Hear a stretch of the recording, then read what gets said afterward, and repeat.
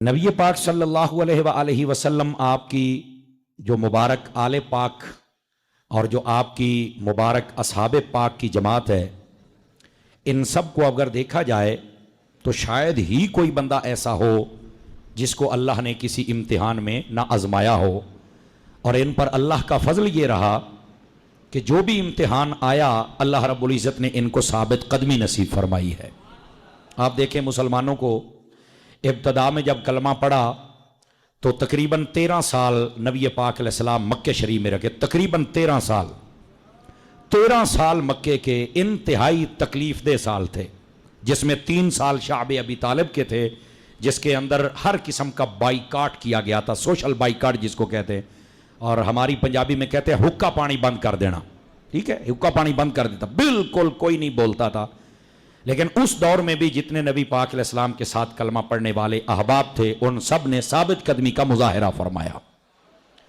اور پھر جب نبی پاک صلی اللہ علیہ وسلم کے صحابہ کرام بڑھنے لگے تو پھر ہجرت پر مجبور کیا گیا، یہاں تک کہ نبی پاک علیہ السلام کو مکہ چھوڑنا پڑا۔ کتنی بڑی آزمائش ہے کہ اپنا گھر بار مال جان، یہاں تک کہ رشتہ دار اور بعضوں نے اولاد اور ماں باپ کو چھوڑ دیا، اتنی بڑی آزمائش، اور وہ چھوڑ کر وہاں سے ہجرت کر گئے۔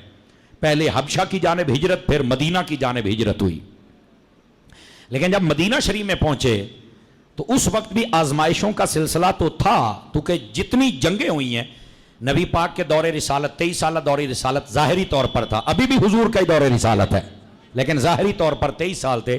23 سالوں میں 74 جنگیں ہوئی ہیں، 74، اور ان میں 13 سالوں میں کوئی جنگ نہیں ہوئی، یعنی جتنی دیر مکے میں رہے کوئی جنگ نہیں، صرف 10 سالوں میں 74 جنگیں بنتی ہیں، اور ان میں سے 27 وہ تھی جن میں بنفس نفیس میرے نبی شریک ہوئے۔ تو عرض کرنے کا مقصد یہ ہے، مدینہ شریف میں جب آئے تو آزمائشوں کا سلسلہ جنگوں کی صورت میں بہت زیادہ تھا، لیکن اللہ رب العزت نے پھر اسلام کو عروج اور ترقی بھی عطا فرمائی تھی۔ یعنی مکے کے اندر تکالیف برداشت کرنا ہے تو مدینے چل کے آگے فرمایا حبیب ہن ایدہ نہیں، ہن پھاڑ لو تو لمے پا لو۔ پھر بدر کیا تو احد کیا تو خندق کیا تو حنین کیا تو تبوک کیا، جو جنگ ہوتی تھی کہتے سی آ جاؤ۔ پھر یہ جو چھوٹے موٹے غزوات اور سریات مختلف قبیلے دیہات اور گاؤں کی طرف ہوتے تھے وہ الگ ہوتے تھے۔ تو عرض کرنے کا مقصد یہ ہے، اللہ نے امتحان لیا، آزمایا، اور اللہ رب العزت صحابہ اکرام کو جب آزماتا ہے اور آل رسول کو آزماتا ہے تو پھر اللہ خود کیا کہتا ہے، اولئک الذین امتحن اللہ قلوبہم للتقوی، فرمایا ہم نے محبوب آپ کے صحابہ اور اہل بیت کو جب آزمایا نا، امتحان لیا، تو فرمایا یہ پاس ہو گئے، یہ تقوی کے پہلے پوزیشن کے ساتھ پاک ہوئے۔ یہ اللہ تعالیٰ قرآن میں ارشاد فرماتا ہے، یعنی جو رب امتحان لینے والا جب اس نے کہہ دیا کہ سارے پاس ہو گئے نا، تو اعتراض کون کر سکتا ہے؟ مجھے بتائیے، اعتراض کوئی نہیں کر سکتا۔ رب تبارک و تعالیٰ نے سند جاری فرما دی، بلکہ یہاں تک بعض لوگ کہتے ہیں کہ فلاں بندے نے نا دل سے کلمہ نہیں پڑھا تھا، تو اللہ رب العزت نے فرمایا محبوب کے صحابہ کے بارے میں اور آل رسول کے بارے میں، فرمایا اولئک کتب فی قلوبہم الایمان، فرمایا محبوب تیرے صحابہ وہ ہیں جن کے دلوں میں ہم نے ایمان کو فٹ کر دیا ہے۔ اب کون ہے جو کہتا ہے کہ انہیں ڈھڈو نہیں پڑے آتا ہے نا، تو اندر بڑھ کے بیکھیا ہے؟ اپنے کلمے اور ایمان کا اعتبار کرنا چاہیے، ان کے ایمان کی گواہیاں تو میرے رب نے خود ارشاد فرما دی ہوئی ہیں۔ تو عرض کرنے کا مقصد یہ، لفظ امتحان کے ساتھ اللہ فرماتا ہے ہم نے آزمایا اور حبیب آپ کے صحابہ کامیاب ہو گئے اور آپ کی آل کامیاب ہو گئی۔ یہ اللہ رب العزت آزماتا ہے۔ انہی آزمائشوں میں سے ایک آزمائش کربلا میں بھی آئی، اور یہ ایسی آزمائش تھی، حضرت امام علی مقام امام حسین رضی اللہ تعالی عنہ، آپ کی ولادت کے ساتھ یہ اس بات کی شہرت ہو چکی تھی کہ امام علی مقام کو شہید کر دیا جائے گا۔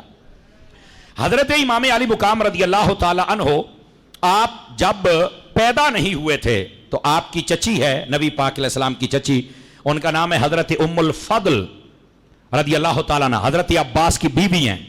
مشکاہ شریف میں حدیث ہے، یہ فرماتی ہیں کہ میں نے خواب دیکھا اور خواب بڑا ڈراؤنا خواب تھا، تو میں نبی پاک علیہ السلام کی خدمت میں گئی اور چل کے کہا یا رسول اللہ صلی اللہ علیہ وسلم انی رأیت حلما منکرا، یا رسول اللہ میں نے خواب دیکھا ہے اور بڑا ڈراؤنا اور بڑا عجیب خواب ہے۔ نبی کریم علیہ السلام نے فرمایا ما ہوا، کیا ہے وہ خواب؟ تو ان کا انہو شدید، میں نہیں بتاتی، وہ بڑا ڈراؤنا ہے، میرا دل نہیں کرتا بتانے کے لیے۔ فرمایا ما ہوا، پھر بھی بتا تو صحیح نا، ذرا مجھے اگر کہا ہے تو مجھے بتاؤ۔ تو حضرت ام الفضل رضی اللہ تعالی عنہا کہنے لگی میں نے دیکھا ہے کہ فرماتی ہیں کہ میں نے یہ دیکھا کہ آپ کے جسم کا ایک ٹکڑا ہے، فرمایا وہ کٹ گیا اور کٹ کر وہ میری گود میں آ کے گرا ہے۔ جب میں نے یہ خواب دیکھا تو میں تو ڈر گئی، میں کیسے برداشت کروں کہ نبی پاک کا جسم کٹ جائے، کسی بھی جگہ سے کٹ لگے اور کٹ کر وہ میری گود میں آ گرے، تو میں تو بڑی پریشان ہو گئی۔ تو نبی پاک صلی اللہ علیہ وسلم آپ نے ارشاد فرمایا رأیت خیرا، آپ نے فرمایا تو نے اچھا خواب دیکھا ہے۔ بس اوقات خواب ڈراؤنا ہوتا ہے لیکن اس کی تعبیر اچھی ہوتی ہے، تو فرمایا تم نے اچھا خواب دیکھا ہے۔ تو عرض کی یا رسول اللہ صلی اللہ علیہ وسلم اس کی کیا تعبیر ہے، کیسے یہ اچھا خواب ہے؟ فرمایا طلب فاطمہ غلاما انشاء اللہ اول فی حجرک، فرمایا یہ جو میری بیٹی فاطمہ الزہرا ہے ان قریب ایک بیٹا پیدا کرے گی اور سب سے پہلے وہ تیری گود میں آئے گا، اور اس کے بعد حضرت امام حسین رضی اللہ تعالیٰ عنہ آپ پیدا ہوئے اور سب سے پہلے حضرت ام الفضل کی گود میں آئے، چونکہ اس وقت پاس ہی حضرت ام الفضل موجود تھی۔ تو بسا اوقات خواب ڈراؤنا ہوتا ہے، اس کی تعبیر اچھی ہوتی ہے۔ اور میں یہاں پر یہ بھی بتا دوں ڈراؤنا خواب جب آئے نا تو یہ حدیث شریف میں موجود ہے کہ اگر بندہ ڈراؤنا خواب دیکھ کر اٹھے اور پریشان ہو جائے تو فرمایا اس کو چاہیے جو ہی جاگ آئے نا فوراً اپنی بائیں جانب منہ کر کے 3 مرتبہ تھوک دے، 3 مرتبہ، اور جیسے تھو کیا جاتا ہے 3 مرتبہ تھوک دے، فرمایا نہ خواب پورا ہوگا نہ تعبیر پوری ہوگی۔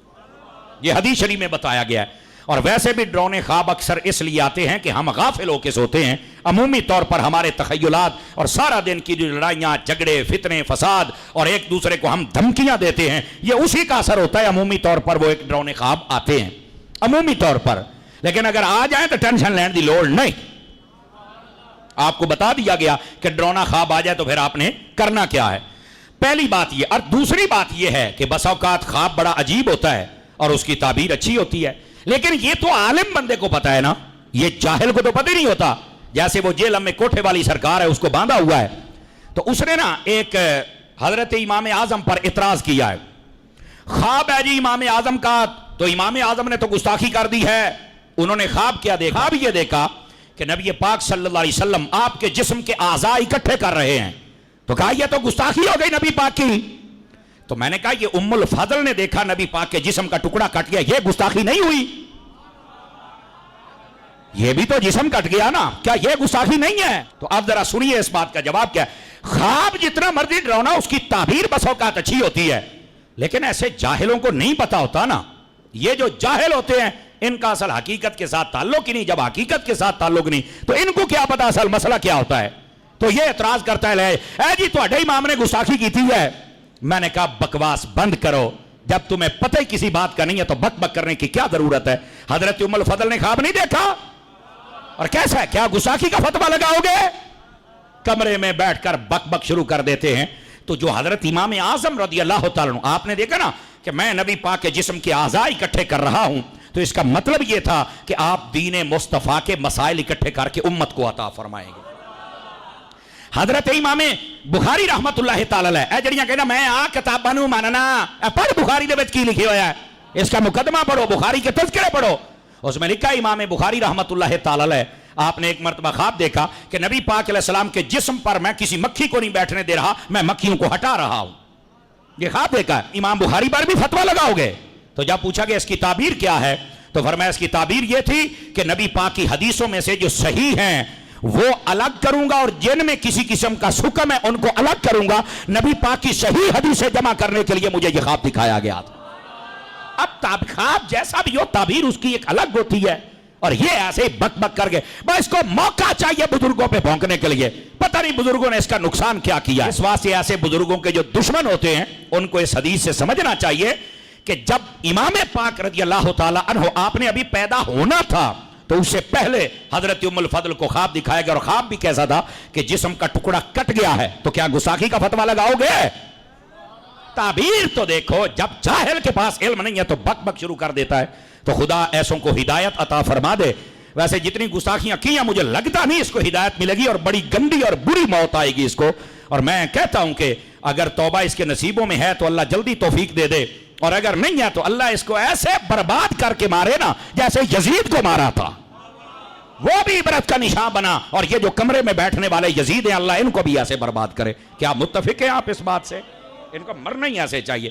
آپ سمجھتے ہیں شاید یہ مولویوں کے کوئی مسئلے ہیں تو مولانا صاحب جذباتی ہو جاتے ہیں. یہ مولویوں کا مسئلہ نہیں, یہ غیرت ایمانی ہے, ہر بندے کو اپنے اندر رکھنی چاہیے اتنی. تو حضرت امام علی مقام امام حسین رضی اللہ تعالیٰ عنہ, یہ تھا آپ کے بارے میں خواب اور یہ تھا اس کی تعبیر, اور اس پر جو اعتراض اس جاہل نے کیا میں نے اس کا جواب بھی آپ کو دیا. اب چلتے ہیں آگے دوسری بات کی طرف. حضرت امام علی مقام امام حسین رضی اللہ تعالیٰ عنہ جب آپ پیدا ہوئے, غور سے سننے والی باتیں ہیں ذرا, میں نے کہا تھا ذکر حسین بھی ہوگا اور فکر حسین بھی, لیکن آپ میں سے کئی بالکل چوپ شاہ بن کے بیٹھے ہیں. جس حسین کا میں ذکر کر رہا ہوں وہ تو نیزوں پہ چڑھ کے بھی بولتے رہے تھے. حضرت سیدی و سیدنا امام حسین رضی اللہ تعالی عنہ, آپ جب دنیا میں جلوہ گری فرمائی, پیدا ہوئے, تو نبی پاک علیہ السلام نے پہلے فرمایا تھا فوراً مجھے بتانا. جب امام حسین پیدا ہوئے فوراً نبی پاک صلی اللہ علیہ وسلم گئے, اور نبی پاک نے سب سے پہلا کام کیا کیا, امام پاک کو اپنے ہاتھوں میں لے کر اپنی گود میں بٹھایا, گود میں رکھا, اور گود میں رکھنے کے بعد فرمایا اذن فی اذنہ, فرمایا نبی پاک علیہ السلام نے امام حسین کے کانوں میں آذان خود عطا فرمائی تھی. توجہ ہے, اذن فی اذنہ, کان میں آذان خود عطا فرمائی. اور دوسری بات فرمایا کہ وَتَفَّلَ فِي فَمِهِ, نبی پاک صلی اللہ علیہ وسلم نے امام حسین کو گٹی بھی خود عطا فرمائی تھی. اور اس کے بعد وَدَعَا لَهُ, اور امام حسین کے لیے پھر دعائے برکت بھی فرمائی. اور اس کے بعد وَسَمَّاهُ حُسَيْنًا, اس کے بعد جب نام رکھنے کی باری آئی تو میرے نبی نے حسین نام رکھا تھا. اور اس کے بعد پھر جب 7 دن مکمل ہوئے تو آقا کریم صلی اللہ علیہ وسلم نے فرمایا ان کے سر کے بال بھی اتروائے جائیں, چاندی کے برابر ان کو صدقہ بھی کیا جائے, چاندی کو بالوں کے برابر. اور اس کے بعد آقا کریم علیہ السلام نے کیا فرمایا, فرمایا کہ حسین کا عقیقہ بھی کیا جائے. تو یہ نبی پاک علیہ السلام نے خود کام کیے. لیکن یہ بات آپ نے سن لی, سبحان اللہ کہہ دی. اس میں بھی ایک باریک بات ہے, اگر توجہ ہو تو سناؤں آپ حضرات کو.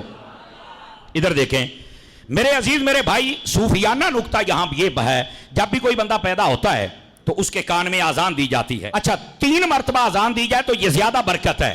اور بعض بزرگ فرماتے ہیں کہ اگر دائیں کان میں آذان اور بائیں میں تکبیر کہی جائے تو یہ بھی بہتر ہے. لیکن یہاں صوفیانہ نکتہ یہ, آذان بھی ہو گئی تکبیر بھی ہو گئی, 3 مرتبہ کہہ دے برکت ہے, 1 مرتبہ کہنے سے بات ہو جائے گی. اور یہاں یہ بھی سن لو, اگر کوئی خدا نہ خواستہ آذان دینا بھول گیا تو آپ یہ نہ کہیں کہ بچہ تو مسلمان ہی نہیں ہوئے, آذان ہی نہیں ہوئی. آذان نہیں ہوئی پھر بھی وہ مسلمان ہے, لیکن آذان تو برکت کے لیے ہے نا. یہ بھی مسئلہ ہے, آذان نہیں بھی ہوئی تو مسئلہ نہیں ہے, لیکن بھولتے کیوں ہو؟ باقی تو سارے فیشن یاد رکھتے ہو, آذان کیوں بھول جاتے ہو؟ تو آذان بھی دینی چاہیے, آذان برکت والی بات ہے. اور پھر اگلی بات بھی سن لیجئے, صوفیاء کہتے ہیں آذان جب کانوں میں ہو جائے اور تکبیر بھی ہو جائے تو انسان کے پاس باقی پتہ زندگی میں کتنا وقت ہے. فرمایا ایسے ہی سمجھو اذان ہو گئی تکبیر ہو گئی, اب ہماری جنازے کی جماعت کا انتظار ہو رہا ہے. بس یہ ہمارے پاس وقت ہے. وہ وقت آپ کا 20 سال بن جائے, 40 سال بن جائے, 60 سال بن جائے, 80 سال بن جائے, وہ اللہ جتنا دے دے, لیکن انجی سمجھو اذان بھی ہو گئی تو تکبیر بھی ہو گئی, بس اب جماعت کا انتظار ہے. تو جب جماعت کا انتظار ہوتا ہے تو بندے کی توجہ نماز کی طرف ہوتی ہے, دائیں بائیں نہیں ہوتی.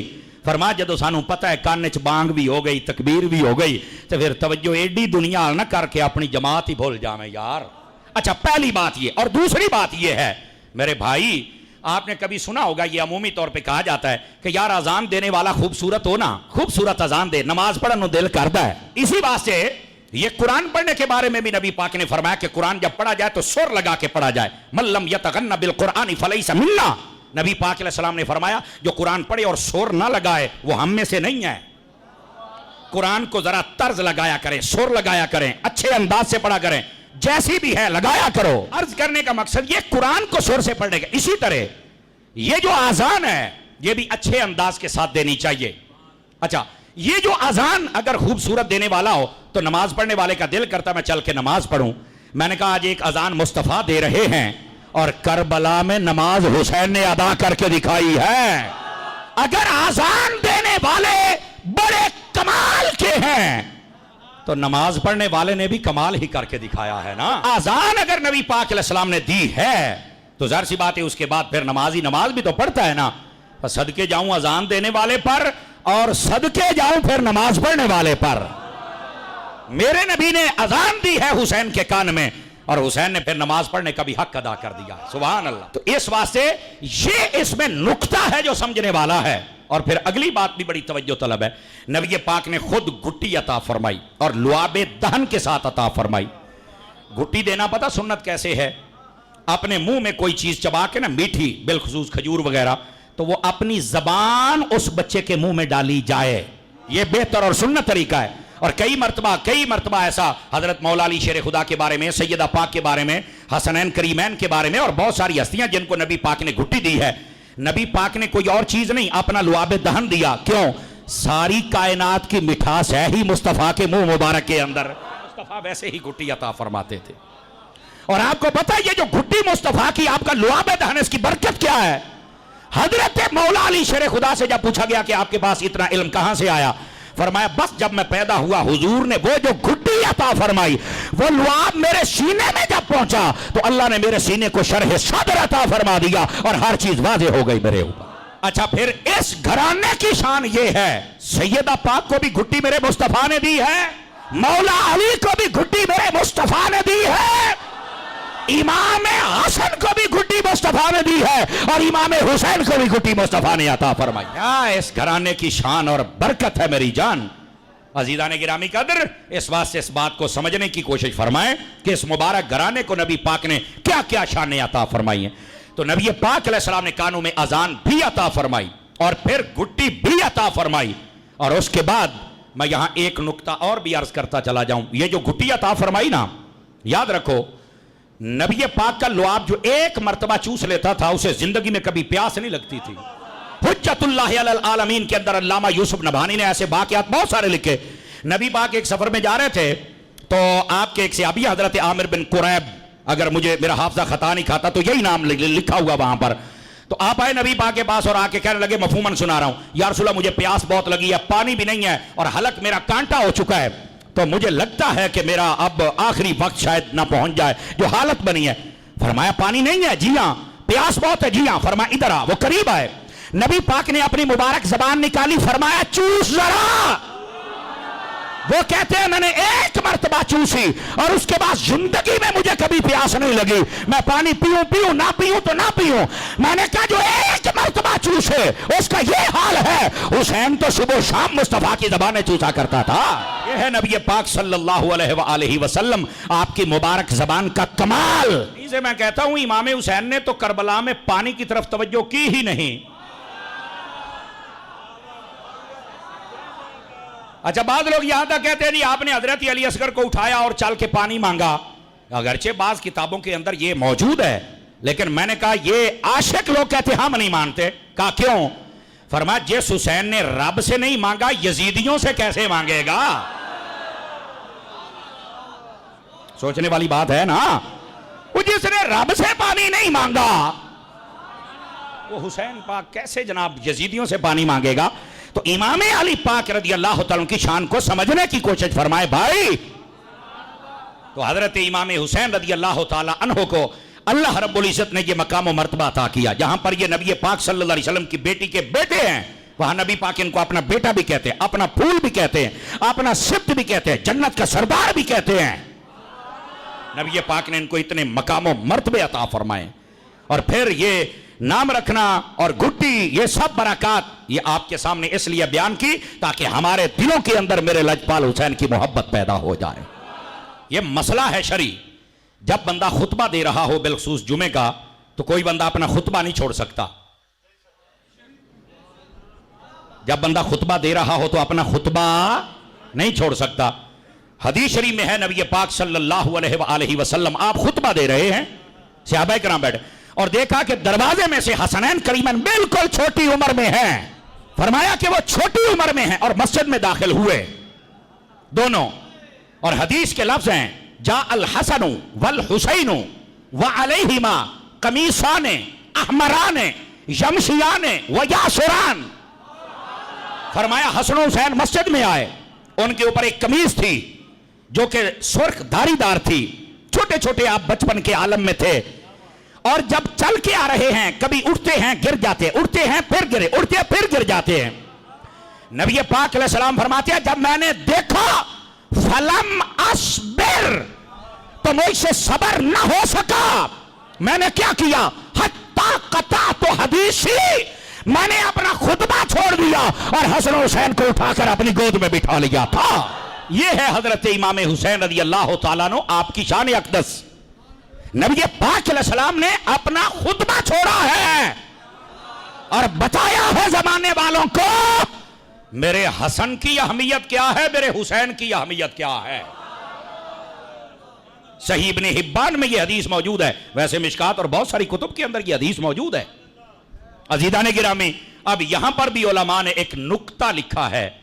فرمایا نبی پاک نے امام حسن حسین کو نہیں گرنے دیا، سنبھالا ہے، سہارا دیا ہے، اس لیے کہ ایک وقت آنے والا ہے. اے حسن تو نے بھی میرے دین کو سہارا دینا ہے، اے حسین تو نے بھی سہارا دینا ہے.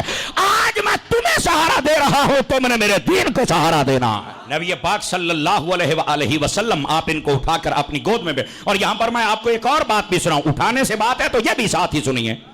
نبی پاک صلی اللہ علیہ وسلم اپنے مبارک کندھوں پہ بٹھا کر نا حسنین کریمین کو چلا کرتے تھے، کندھوں پہ اٹھا کے چلا کرتے. آپ چھوٹے بچے کو کندھوں پہ اٹھائیں، ذرا دو صورتیں ہوتی ہیں، یا تو وہ ایک کندھے پہ بیٹھے گا، ایک ٹانگ ادھر ایک ادھر، تو پھر بھی آپ اپنے ہاتھ کا پیچھے سے سہارا دیں گے تاکہ بچہ ہے کہیں گر نہ جائے، اور وہ بچہ ہے وہ سر کو پکڑ کے بیٹھے گا، ٹھیک ہے. یا پھر بچہ ایسے ایک ٹانگ ادھر ایک ادھر، تو آپ پھر بھی اس کی یہاں ٹانگوں کو پکڑ کے رکھیں گے اور بچہ سر کے اوپر پکڑ کے رکھے گا. امام حسین ادھر بیٹھے تو تب بھی نبی پاک کے امامے کو پکڑا ہوا ہے، ادھر بیٹھے تو تب بھی پکڑا ہوا ہے، لیکن فرق ادھر ہیں تو نبی نے پیچھے سے سہارا دیا ہوا ہے، اور اگر ادھر ہیں تو نبی پاک نے مبارک ٹانگوں کو پکڑا ہوا ہے کہ کہیں حسین گر نہ جائے. اس سہارے کا مطلب یہ ہے حسین نہ گرے، اس کا مطلب ہے حسین نہ گرے. اور گویا یہ نانا نواسا کی باتیں ہو رہی ہیں. فرمایا حسین میں نے تمہیں اپنے کندھوں پہ بٹھایا، ترقی دی ہے، عروج دیا ہے، بلندی دی ہے، رفعت بخشی ہے، اب اس کی لاج رکھنی ہے. حسین کہہ رہے ہیں نانا آج بھی تیری پگڑی کو سنبھالے ہوئے ہوں، کربلا میں بھی تیرے امامے سے نیچے نہیں آنے دوں گا. ادھر بیٹھے تو پیچھے سے سہارا ہے، ادھر بیٹھے تو ٹانگوں کو پکڑا ہوا ہے کہ حسین ڈولے نا. حسین نے فرمایا نانا جان اگر آپ نے اتنا تکڑا کر دیا ہے زمانہ دیکھے گا پھر حسین ڈولے گا نہیں. اگر آپ نے اتنی بلندی دی ہے تو میں آج بھی آپ کے مبارک امامے کو پکڑ کے بیٹھا ہوں، اس کا شملہ کبھی نیچے نہیں آنے دوں گا. اور دیکھ لو میرے حسین. اچھا پھر یہیں ایک نکتہ اور بھی ہے اگر آپ توجہ کریں. یزید اور یزیدی یہی کہتے رہے حسین سر جھکاؤ سر جھکاؤ سر جھکاؤ. امام حسین نے فرمایا نہیں تیرے سامنے نہیں جھکے گا. انہوں نے جب سر تن سے جدا کیا نا تو چاہیے یہ تھا کہ سر نیچے لٹکاتے کہ ہم نے کہا تھا جھکے، یہ جھکایا نہیں، آج اسی سر تھلے کر لیا. اپنیاں نیزیاں تے رکھ کے نا تے اپنیاں سراں تو بھی اچا سر. گرامی قدر حضرات اپنے سروں سے بھی اونچا حسین کا سر. ان کو یہ تو کہتے جدو اللہ مات مار دے وے نا تے ادو دشمن نو سمجھ نہیں آتی میں کردا کی پیا. حضرت امام علی پاک کا سر اقدس اپنے ہاتھوں سے اونچا کر کے پھرتے ہیں. میں نے کہا جس کو مصطفیٰ کندھوں پہ بٹھا کے اونچا کرے اسے کوئی یزید زمانے کے نیچے کر ہی نہیں سکتا ہے. حسنین کریمین کی شان کیا ہے؟ نبی پاک صلی اللہ علیہ وسلم سے پوچھا گیا ایو اہل بیتک احب الیک یا رسول اللہ صلی اللہ علیہ وسلم. حضور یہ بتائیں آپ کی اہل بیت میں آپ کے بہت سارے افراد آتے ہیں، چونکہ اہل بیت میں 3 قسمیں ہوتی ہیں اور چوتھی چیز میں آسانی کے لیے بتا دیتا ہوں. ایک نبی پاک کی ساری بیویاں اہل بیت میں ہوتی ہیں، نبی پاک کی ساری اولاد یعنی 4 بیٹیاں 3 بیٹے یہ بھی اہل بیت میں ہیں، اور وہ گھرانے جن پر صدقہ اور زکوٰۃ حرام ہے یہ بھی اہل بیت میں ہیں، اور ساتھ میں 5 تن پاک بھی اہل بیت میں ہیں. بیٹیوں میں اگرچہ ان کا ضمناً ذکر آ گیا لیکن خاص الخاص میں نے کیا تاکہ مسئلہ حل ہو جائے. یہ 4 چیزیں اہل بیت میں ہوتی ہیں. تو نبی پاک صلی اللہ علیہ وسلم آپ نے فرمایا کہ آپ کو آپ کے اہل بیت میں کون پیارا ہے؟ یعنی یہ سارے احباب ہیں، آپ کی بیویاں بھی ہیں، ساری بیٹیاں بھی ہیں، بیٹے بھی ہیں، آپ کے یہ گھرانے بھی ہیں، تو ان میں سے سب سے زیادہ پیارا کون ہے؟ تو پتہ کیا کہا؟ فرمایا الحسن والحسین. میرے نبی فرماتے ایک مجھے حسن بہت پیارا ہے، ایک حسین بہت پیارا ہے. یہ نبی پاک علیہ السلام. بلکہ اگر آپ تھوڑا توجہ کریں, حضرت اسامہ بن زید بن عارثہ کے بیٹے نبی پاک صلی اللہ علیہ وسلم کے یہ غلام تھے. حضرت زید بن عارثہ ان کے بیٹے اسامہ بن زید, نبی پاک ان سے بڑی محبت فرماتے تھے. اور بعض علماء نے کہا بس اوقات ایک طرف حضرت امام حسین بیٹھتے گود میں اور ایک طرف اسامہ بن زید بیٹھتے, نبی پاک اتنا ان سے پیار کرتے تھے. غلاموں کو بھی میرے نبی نے عزت عطا فرمائی ہے. اب ہوا کیا, یہ فرماتے ایک دن میں نبی پاک علیہ السلام کی خدمت میں آیا تو میں نے دیکھا کہ نبی پاک نے چادر لی, اس کے اندر کچھ ہے, مجھے سمجھ نہیں آ رہی کیا ہے. وَهُوَ مُسْتَمِلٌ عَلَيْهِ لَا أَدْرِي, نبی پاک کے پاس کچھ ہے لیکن مجھے نہیں پتا کیا ہے. کہتے میری حاجت تھی, سوالات تھے, میں نے کیے, جواب ملا نا 10 منٹ, آدھا گھنٹہ, 20 منٹ, خدا بہتر جانے کی طرح. میں جب جانے لگا تو میں نے کہا یا رسول اللہ صلی اللہ علیہ وسلم ما ھذا الذی, یہ کیا چیز ہے, مستمل علیک, جس پر آپ مستمل ہیں, یہ جو چیز آپ کے پاس ہے یہ کیا ہے. تو نبی پاک بولے نہیں, آپ نے نا فرمایا چادر ہٹا. تو فرمایا جب میں نے چادر ہٹا کے دیکھا تو ایک کندھے پر امام حسن تھے, ایک کندھے پر امام حسین تھے. نبی پاک رات کی تنہائیوں میں بھی حسن و حسین کو جدا نہیں فرماتے تھے, اتنا پیار کرتے تھے. اور یہی وجہ ہے حضرت حذیفہ بن یمان رضی اللہ تعالیٰ عنہ, اب یہ تیسری حدیث بھی ملا کے یہ تینوں حدیثیں ملائیں گے تو آپ کو مسئلہ سمجھ آئے گا. حضرت حذیفہ بن یمان رضی اللہ تعالیٰ عنہ آپ چھوٹی عمر میں تھے, اپنی اماں جی کو کہتے ہیں اماں جی مجھے اجازت دیجئے, میں نبی پاک علیہ السلام کی بارگاہ میں جانا چاہتا ہوں, مجھے اجازت دو. اماں جی نے کہا پتر بات یہ اجازت تب دوں گی جب تم نبی پاک کی بارگاہ میں میرے لیے دعا کرواؤ گے. پتا چلا بزرگوں سے دعا کروانا پرانا عقیدہ ہے, روکنے والے بچے یہ اپنا تعارف کروائیں کہ کہاں سے آئے ہیں. انڈرسٹینڈ کر رہے ہیں میری بات کو, نکتہ بھی سمجھا کریں آپ حضرات. حضرت حذیفہ بن یمان کہتے ہیں اماں جی میں نے اجازت دیو, میں دعا کراواں گا. ٹھیک ہو گیا, حضرت حذیفہ بن یمان کو اجازت مل گئی. آپ آگے نبی پاک کی بارگاہ میں, کہتے ہیں کہ میں آقا کریم علیہ السلام کے پاس بیٹھا, بڑے صحابہ بیٹھے تھے, میری جرت ہی نہ ہوئی میں بات کروں. بزرگوں کا ادب کرنا بھی پرانا طریقہ ہے, دیکھ لو نکتہ سمجھا کرو. کہتے ہیں نبی پاک علیہ السلام نے مغرب کی نماز پڑھائی, پھر صحابہ کرام بیٹھے رہے, میں پھر نہیں بات کر سکا. عشاء کی نماز کا ٹائم ہو گیا, اذان ہوئی, نبی پاک نے پھر جماعت کرائی. اچھا جماعت کرانے کے بعد نبی پاک خلاف معمول مسجد اقدس سے باہر نکلے اور ایک جانب چل پڑے. حذیفہ بن یمان کہتے ہیں میں باہر نکلا, میں نے کہا بات تو ہوئی نہیں, اماں کے لیے دعا تو کروائی نہیں, گھر بھی جانا ہے, ٹائم بھی بڑا ہو گیا ہے, تو چلو میں اب نبی پاک کے پیچھے جاتا ہوں. فرماتے میں جب نبی پاک کے پیچھے چلا نا تو نبی پاک نے پیچھے مڑ کے نہیں دیکھا, اور آپ کو پتا عشاء کے بعد اندھیرا ہوتا ہے اور آج کل کی لائٹنگ کا سسٹم بھی نہیں تھا. کہہ رہے میں پیچھے چل رہا ہوں, نبی پاک آگے ہیں, تو ابھی میں بولا نہیں, بات کی نہیں. نبی پاک نے چلتے چلتے کہا یہ جو میرے پیچھے آ رہا ہے یہ کہیں حذیفہ تو نہیں ہے. اور اگلی بات جو کہی فرمایا اگر حذیفہ ہے تو جا اللہ تیری بھی بخشش فرمائے, تیری ماں کی بھی بخشش مغفرت فرما دے. حضرت حذیفہ بن یمان کو نبی پاک نے جب فرمایا نا میرے پیچھے آنے والا حذیفہ تو نہیں ہے, اگر حذیفہ تو جا اللہ تیری اور تیری ماں کی بخشش و مغفرت فرمائے. آپ کو سن کے اتنا مزہ آیا, بتاؤ حذیفہ بن یمان کو کتنا مزہ آیا ہو کہ ابھی میں نے بات کہی نہیں ہے اور دعا کروائی نہیں, اور نبی پاک کو پہلے پتا ہے. یہی تو علم غیب ہے, اور کس کو کہتے ہیں بھائی. اور پھر جو اگلی بات کہی وہ سنیے گا. فرمایا حذیفہ قریبا, وہ قریب آئے, آپ نے فرمایا وہ دیکھ کوئی چیز نظر آ رہی ہے, تو کہتے ہیں اندھیرے میں مجھے لگا کہ وہاں کچھ ہے, پہچان نہیں میں سکا. میں نے کہا یا رسول اللہ کیا ہے؟ فرمایا ان ھذا ملکن لم ينزل الارض قط قبل هذه الليلہ. فرمایا یہ فرشتہ ہے, آج سے پہلے یہ کبھی زمین پر نہیں آیا, آج آیا ہے. حضور کیوں آیا ہے؟ فرمایا استأذن ربہ ان یسلم علی, اس نے رب سے اجازت مانگی تھی کہ اے باری تعالیٰ ایک مرتبہ تو مجھے مصطفیٰ کے پاس چل کے سلام کہہ کے آنے دینا. تو یہ مجھے سلام کہنے آیا ہے, اور جب یہ نکلا سلام کہنے کے لیے تو اللہ نے فرمایا محبوب کی طرف صرف سلام نہیں, میرا پیغام بھی لے کے جا. اور وہ کیا ہے؟ وَيُبَشِّرَنِي بِأَنَّ فَاطِمَةَ سَيِّدَةُ نِسَاءِ أَهْلِ الْجَنَّةِ وَإِنَّ الْحَسَنَ وَالْحُسَيْنَ سَيِّدَا شَبَابِ أَهْلِ الْجَنَّةِ. فرمایا میرے مصطفیٰ کو چل کے یہ بشارت بھی دینا کہ تیری بیٹی کو ہم نے جنت کی عورتوں کی سردار بنا دیا, اور تیرے نواسے حسن و حسین کو جنتی جوانوں کا ہم نے سردار بنا دیا ہے. سبحان اللہ. اور اس حدیث پاک کو سن کے آپ نے سبحان اللہ کہا، لیکن اس میں دو نکتے ہیں، اجازت ہو تو سناؤں آپ حضرات کو کیا نکتے ہیں. پہلا نکتہ یہ ہے، ایک مرتبہ نا آپ کو پتا ہے کہ کئی ہمیں ملتے رہتے ہیں یتیم العلم، عقلوں فارغ، سٹیجاں تے سانو پائے جاندے نے اور پھر ساری زندگی ذلیل ہوتے ہیں. میں کہا جب تک سنی نہیں بنے گا ذلیل ہوئے گا. وہ ایک مرتبہ ایک بندے نے مجھ پر سوال کر دیا، تم یہی تو ہم کہتے ہیں. میں کہا کی تم کی کہتے ہو؟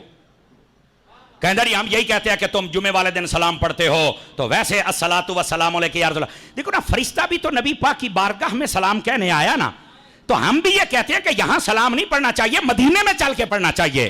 من کہ بلے کیا بات ہے، بڑی گل کیتی ہے، واہ. میں کہ تینوں الیاس قادری دا نوکر جواب دے وے، تینوں اعلیٰ حضرت دا نوکر جواب دے وے.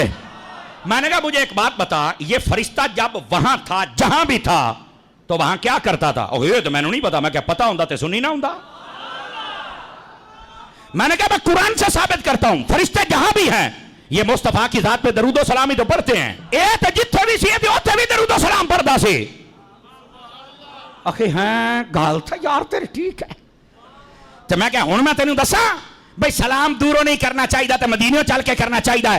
اس کا یہ مطلب نہیں ہے، بلکہ اس کا مطلب یہ ہے کہ فرشتہ جہاں بھی تھا وہ درود و سلام پڑھا کرتا تھا.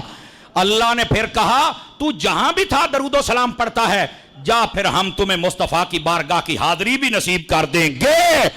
اس سے دلیل یہ نکلتی ہے بندہ جہاں بھی ہو درود و سلام پڑھتا رہے، ایک وقت آ جاتا ہے بندے کو مدینے والا اپنے قدموں میں بلا لیتا ہے. اس میں دلیل یہ ہے. تو بڈھے پاسے جاندہ پہ ہیں، اگر آپ تھکے نہیں ہیں تو ایک نکتہ اور بھی ہے. اب سنو دوسرا نکتہ کیا ہے، اور وہ یہ ہے، میں نے کہا یہاں سے جب کوئی مدینے میں جاتا ہے نا تو ہم اسے کہتے ہیں ہمارا سلام کہنا، ہماری یہ عرض حضور کی بارگاہ میں پیش کرنا. تو اتھے جڑا لال رومال والا بنے ہوئے ہیں نا، وہ کہنا نہیں یہاں پر کچھ نہیں ہے، یہ کسی کا کچھ نہیں سنتے. اور میں کہ مولویو یہ حدیث پڑھو، فرشتہ آتا ہے، اللہ کہتا ہے سلام بھی لے کے جاؤ، ہمارا پیغام بھی لے کے جاؤ. ہم بھی کہتے ہیں اے عاشقو مدینے جانا ہے، ہمارا سلام بھی لے جاؤ، ہمارا پیغام بھی لے جاؤ. اپنے عقیدے کو فٹ کرو، حدیث کو سمجھنے کی کوشش کرو. اصل یہاں مطلب ہی اور بیان ہو رہا ہے، پٹھے پاسے گل لے کے جاندے نے جناب. گرامی قدر حضرات، یہ ہے حضرات حسنین کریمین کی شان اور ان کی والدہ ماجدہ، لاکھوں سلام آپ کی شان پر. یہ ان کی شان اقدس ہے بھائی جان. تو عرض یہ کر رہا ہوں ہم سب کو اس مبارک گھرانے کی شان و شوکت سمجھنی چاہیے، اور کوئی سنی ایسا نہیں ہے جو اس گھرانے سے ٹوٹ کر پیار نہیں کرتا ہے، اور کرنی بھی چاہیے. اس کے بغیر ہمارا گزارا نہیں. اعلیٰ حضرت صاحب رحمت اللہ علیہ آپ نے لکھا، فرمایا اہل بیت رسول اور بالخصوص حسنین کا پیار یہ فرض قطعی ہے. اس مبارک گھرانے سے پیار کیا کیجئے، جتنا ہو سکے پیار کرو، اللہ اترے تمہیں رنگ لگائے گا، یہ یاد رکھ لینا. لیکن پیار کا یہ مطلب نہیں ہے کہ انہاں نال پیار کر کے تے صحابہ نو پے جاویں، اے مڑ انہاں پیار دے بدلے تینوں کھلے بھی مارنے نے. بھئی ساڈے نال پیار کردا رہیا ہے تے جے دے پیچھے ساڈے بابے علی نے بھی نمازاں پڑھیاں تے سارے صحابہ اور اہل بیت نے پڑھیاں، انہاں دا مخالف ہو گیا ہے. ایتے لمما پاؤ نا اینو. اس واسطے سمجھو پیار کا مطلب کسی دوسرے کی نفرت نہیں ہوتا. صحابہ کا پیار ہے تو اہل بیت سے بھی پیار ہونا چاہیے، اور اہل بیت کا پیار ہے تو صحابہ سے بھی پیار ہے ہونا چاہیے، ورنہ نہیں ہے. اس بات کو سمجھو، اللہ ہمیں عمل کی توفیق عطا فرمائے. یہ تھا ذکر حسین. اگر آپ جاگے تو ذرا فکر حسین پر بھی بات کر سکتا ہوں. آج آپ نے سنا ہوگا سارے بندے کہتے ہیں امام حسین نے یزید کے ہاتھ میں ہاتھ نہیں دیا، بیعت نہیں کی. کیوں؟ کہتے یزید گندا تھا، اور آپ نے کہا گندا بندہ حکمران نہیں بن سکتا. میں نے کہا بالکل سچ ہے، حق ہے، لیکن یہاں سے حسین کی فکر کیا ہے کبھی یہ بھی بتاؤ. تو کہتے یہ کیا ہے؟ میں کہا سن، اعلیٰ حضرت کا ملنگ اور غوث پاک کا ملنگ تجھے بتائے گا یہاں کیا مسئلہ ہے. میں نے کہا حضرت امام علی مقام نے گندے بندے کو حکمران نہیں چنا.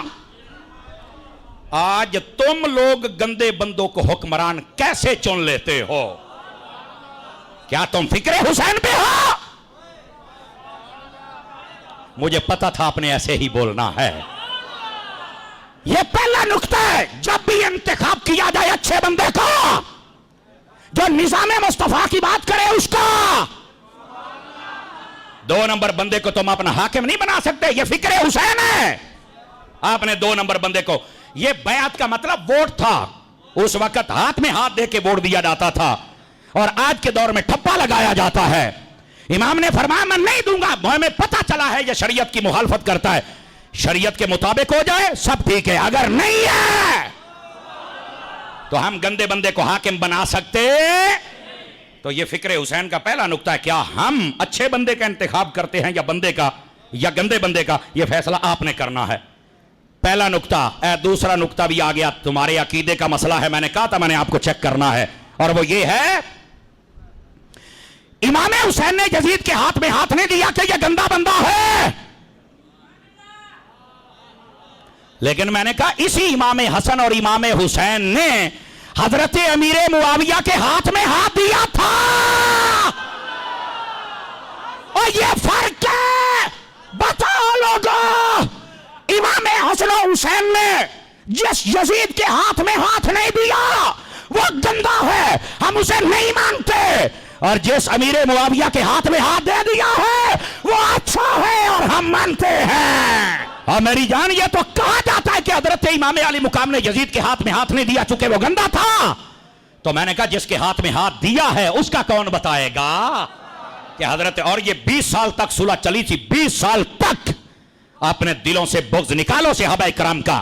یزید گندا ہے، مروان گندا ہے، اور جتنے گندے ہیں ہمارا ان سے کوئی تعلق نہیں ہے. لیکن ہم علی کے بچوں کے نوکر ہیں. ہم ان کے پیچھے ہاتھ باندھ کے کھڑے ہیں. ان کی حضرت امیر معاویہ سے صلح ہو گئی، ہماری بھی صلح ہو گئی. ان کی یزید سے لڑائی ہو گئی، ہماری بھی یزید سے لڑائی ہو گئی. یہ فکر حسین ہے. جس کے ہاتھ میں ہاتھ دے دے وہ سچا ہے، اور جس کے ہاتھ میں ہاتھ نہ دے وہ جھوٹا ہے. اس لیے ہم یزید کو جھوٹا کہتے ہیں، امیر معاویہ کو سچا کہتے ہیں. اب بات سمجھیے کو فکر حسین سمجھ آئی ہے کہ کوئی نہیں آئی ہے؟ لوگوں نے تماشا بنایا اپنی من مرضیاں. ادھر آ، یہ جو کمرے میں باندھا ہوا مرزا جیل میں ہے وہ اور اس کے چمچے کرچے.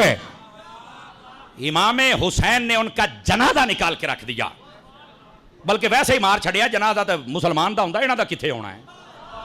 ایک گوڑے بدماشاں دا کتھے ہونا ہے؟ ویسے ہی مار چھڑیا. آپ کہیں گے کیسے؟ ادھر دیکھو، میدان کربلا کے اندر امام حسین کا لشکر ہے. 3 قول ہیں. پہلا قول یہ ہے کہ 82 بندے ٹوٹل ہیں، مرد عورتیں بچے خادم ملا کے. 72 شہید ہو گئے، 10 بچ گئے. ان میں 1 مرد اور 9 عورتیں. اور پھر جو شہید ہوئے تھے ان میں سے بھی ایک حضرت سیدنا حسن مصنع بچ گئے تھے، اور ان کو بھی بعد میں علاج کیا تو وہ بھی صحت یاب ہوئے. اور یہ پہلے ایک مرتبہ کی بات ہے. میں نے کتاب میں پڑھا کہ حضرت حسن مصنع گئے ہی نہیں تھے، تو میں نے وہ بھی بیان کیا ہوا ہے. لیکن یہ تحقیق یہ ہے کہ حضرت امام حسن مصنع بھی گئے تھے اور یہ بھی بچے تھے. تو یہ کتابوں میں جب ملتا ہے، مطالعہ وسیع نہیں ہوتا تو بس اوقات ایسی باتیں ہوتی ہیں. تو وہ کتاب بھی میرے پاس ہے جس میں یہ ہے کہ حضرت حسن مصنع کوئی نہیں گئے تھے. اور یہ کتابوں میں تو الگ تحقیق موجود ہے. حضرت حسن مصنع گئے تھے اور وہ زخمی ہوئے تھے اور بعد میں ان کا علاج کیا گیا تو اللہ نے ان کو زندگی بخشی. حضرت امام حسین کی نسل امام زین العابدین سے چلی تھی اور امام حسن کی نسل حضرت حسن مصنع سے چلی تھی، اور یہ دونوں کربلا سے بچ کے آئے تھے. ہاں، یہ پہلے جب ہمارا مطالعہ وسیع نہیں تھا تو اس وقت یہ بات مجھے معلوم نہیں تھی، یہ بعد میں، اور پہلے شاید وہ کسی کلپ میں آ جائے تو اس لیے میں نے کہا یہ آپ کو بتا دوں کہ اصل مسئلہ یہ ہے. اچھا، میں جو بات کہہ رہا ہوں فکر حسین، سنیے فکر حسین میدان کربلا میں. فکر حسین میدان کربلا میں امام حسین کا لشکر، ایک قول یہ ہے 82 بندے تھے، ایک قول یہ ہے 140 بندے تھے، ایک قول یہ ہے 244 بندے تھے. حقیقت ہم اللہ کے سپرد کرتے ہیں. 82 بندوں کو زیادہ عمومی طور پر بیان کیا گیا، اتنے شہداء کے نام بتائے جاتے ہیں. خیر، حقیقت میرا اللہ جانتا ہے. لیکن سننا، اور بات بڑے دھیان کے ساتھ سننا، 82 بندوں کا لشکر ہے اور سامنے یزید کا لشکر 22,000 کا ہے. آذان بھی الگ ہے، جماعت بھی الگ ہے. فکر حسین کا نقطہ دے رہا ہوں. اور یہ کوٹھے والی سرکار اور اس کے چمچے کڑچے ذرا توے کہہ رہے جب کلمہ ایک ہے، قرآن ایک ہے، نماز ایک ہے، اللہ ایک ہے، کعبہ ایک ہے، تو سارے اکٹھے ہو جائیں، تو سارے اکٹھے ہو کے نماز پڑھیں۔ تو میں نے کہا امام حسین کو نہیں پتا تھا سامنے والوں کا کلمہ ایک ہے، قرآن ایک ہے، نماز ایک ہے، کعبہ ایک ہے، اللہ ایک ہے، رسول ایک ہے، اور 10 مل گیا۔ اور سنو، اس بات کو سمجھنے کی کوشش کرو، کیا جواب ہے؟ امام حسین نے اس فکر کو دفن کر دیا۔ فکر حسین یہ ہے کہ سامنے والے کی داڑھی، کلمہ، نماز یہ نہیں دیکھنا، یہ دیکھو نبی کے صحابہ اور اہل بیت اور دین کے کچھ لگتے ہیں یا نہیں لگتے ہیں۔ امام حسین نے کیوں نہیں پڑھی ان کے پیچھے نماز؟ کہندا اے تو نہیں مینوں پتا، میں کہا پتا ہوندا تے سنی نہ ہوندا، کمرے سے بیٹھ کے ایک چبڑا مار دو۔ یہی آپ کو سمجھایا جا رہا ہے۔ امام حسین نے 22,000 کا لشکر نہیں دیکھا، ان کی داڑیاں، کلمے نہیں دیکھے، یہ نہیں کہا کہ کلمہ گو ہے، اللہ کو مانتے، رسول کو، قیامت کو، قبر کو، حشر کو، نصر کو، فرشتوں کو، اللہ ایک ہے، رسول ایک ہے، قرآن ایک ہے، کلمہ ایک ہے، کعبہ ایک ہے، تو ہم اکٹھے ہو جاتے ہیں۔ فرمایا نہیں، جب بات حق کی آ جائے باطل الگ ہو جاتا ہے، حق الگ ہو جاتا ہے۔ اگر باطل کا رش ہو تب بھی رش نہیں دیکھا جاتا، حق دیکھا جاتا ہے۔ امام علی پاک رضی اللہ تعالیٰ چھوٹے چھوٹے اختلاف ہوتے ہیں، تو میں کہا امام حسین کو کوئی نہیں تو پتا اختلاف ہے یا نہیں ہے۔ امام حسین نے تو ان کا فکر کو خدا کی قسم دفن کر کے رکھ دیا ہے۔ اسی بات سے جب بھی ایسے ہی کلمہ پڑھنے والے، نبی پاک کے سامنے ایک جنازہ لا گیا، ترمذی شریف میں موجود ہے، حضور نے فرمایا اس کا جنازہ میں نہیں پڑھیں گے۔ نبی پاک کی بارگاہ کے اندر کوئی یہودی عیسائی کا جنازہ تو نہیں ہوگا نا، آخر کسی کلمہ کو ہی ہوگا نا۔ نبی پاک نے فرمایا میں نہیں یہ جنازہ پڑھانا، کیوں؟ فرمایا میرے عثمان دے نال بغض رکھدا ہے۔ تو کسی نے بھی نہیں کہا کلمہ ایک ہے، قرآن ایک ہے، نبی ایک ہے، آپ ہیں تو آپ کے ہوتے، ٹھیک ہے، اللہ نو مندا ہے، رسول نو مندا ہے، قیامت نو مندا ہے، سارے نو مندا ہے، تے عثمان نو نہیں منیا تو کیڑی گل ہے؟ فرمایا خدا و مصطفیٰ اسے قبول نہیں کرتے جو میرے صحابہ کو نہیں مانتا ہے، خدا و رسول اسے مانتے ہی نہیں جو میری اہل بیت کو نہیں مانتا ہے۔ تو میرا پتر جڑا ساڈے سامنے کلمہ پڑھ کے آوے نا تے پہلو دسے بچوں یاراں نو مندا ہے کہ نہیں مندا ہے، ساڈے سامنے حوصلہ کر کے دسے پانچ تن پاک نو مندا یا نہیں مندا ہے۔ جڑا کلمہ سانو سنا رہا ہے حوصلہ کر کے دسے کیا یہ نعرہ لگاتا ہے کہ ہر صحابی نبی؟ اگر یہ نعرہ نہیں لگاتا تو ہمارا کچھ نہیں لگتا، نہ ہم اس کا مولوی پونا دیکھیں گے، نہ کلمہ، نہ داڑھی دیکھیں گے۔ ہم خدا و مصطفیٰ کے بعد آل کو بھی دیکھتے ہیں، اصحاب کو بھی دیکھتے ہیں۔